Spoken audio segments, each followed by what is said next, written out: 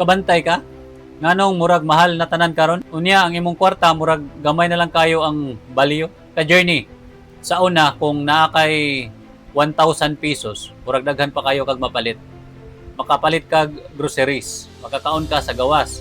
Murag okay pa. Pero karon, ang imong 1,000 pesos, murag dali ra kayo mahurot. Parehas ra ang numero pero lahi na ang balyo.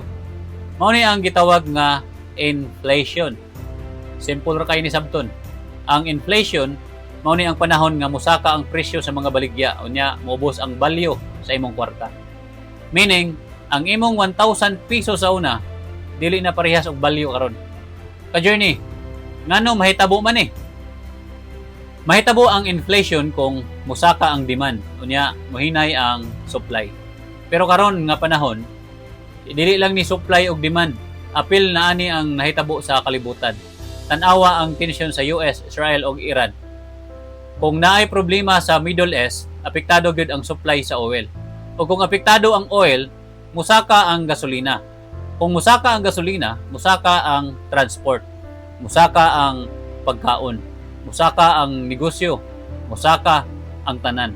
Og labaw pa gyud napay tensyon sa Strait of Hormuz nga usa sa pinaka-importante nga agianan sa oil sa kalibutan. Kung mapektuhan na ang agianan, kung muhinay ang supply, mas musaka pa ang presyo. Ka journey, paminawa ni ha, ang gobat didto magapamahal sa imong palitonon diri. Pero karon na ako'y gusto ipasabot nimo nga importante kayo. Kung investor ka, ang inflation dili lang problema sa pangadlaw-adlaw. Mapektuhan pod imong investments. Nga naman, una, kung musaka ang inflation, musaka pod ang interest rates. Kung musaka ang interest rates, mas mahal mangutang ang mga kumpanya.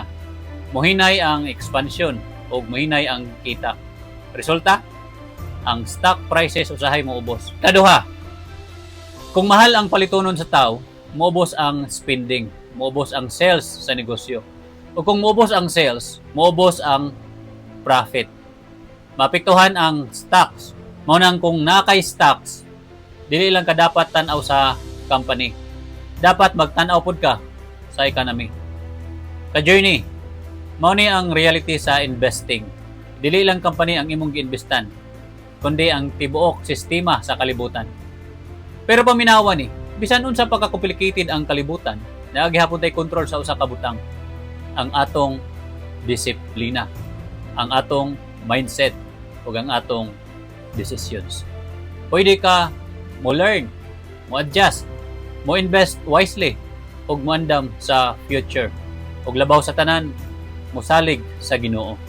Kay bisan unsa pa ka uncertain ang economy, kung naa kay Ginoo, naa kay kalinaw, naa kay direction, ug naa kay kusog mo padayon. Ka journey, ang inflation moabot ug moagi ra na. Ang stock market musaka ug usahay moubos. Pero ang imong disiplina, ang imong mindset ug ang imong pagtuo mao gyud na ang magdala nimo sa long-term success. Pangutanan ako nimo, unsa imong gibuhat karon para maprotektahan nimo imong kwarta ug investment sa panahon sa inflation? I-comment below start kung ready ka mahimong mas wise investor.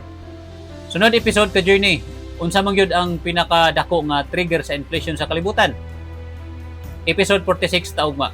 Ato hisgutan unsa na ang interest rates. Kung investor ka, advantage nimo nga makabalo ka ani. Push yourself. Huwag kayo kalimot sa Philippians chapter 4 verse 13. I can do all things through Christ who gives me strength. Padayon ta.